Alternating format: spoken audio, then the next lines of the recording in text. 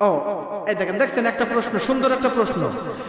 জি, পুরুষ এবং নারী উভয়ের জন্য কি বসে নামাজ পড়া জায়েজ আছে?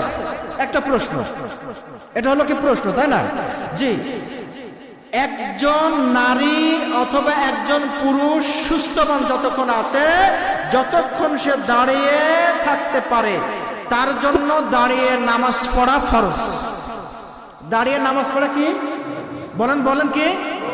দাঁড়িয়ে নামাজ পড়া ফরজ। হ্যাঁ, যদি আপনার এমন কোনো রোগ থাকে বা আপনার হাঁটুর সমস্যা অথবা মাজাই সমস্যা, আপনি দাঁড়িয়ে থাকতে পারছেন না অথবা আপনি রুকু করতে পারবেন না, আপনি বসে ছাড়া আপনার সালাত আদায় করা সম্ভব নয়, এমন ব্যক্তির জন্য বসে নামাজ পড়া বৈধ।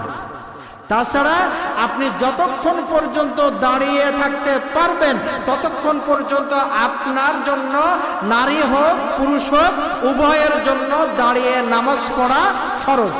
এই ক্ষেত্রে অধিকাংশ মা বোনেরা ভুল করে, তারা বাড়িতে দেখবেন অধিকাংশ বসে বসে নামাজ পড়ে, ফরজ আদায় হয় না। বুঝতে পেরেছেন? আর একটা ফরজ ছেড়ে যাওয়া মানে নামাজ হয় না।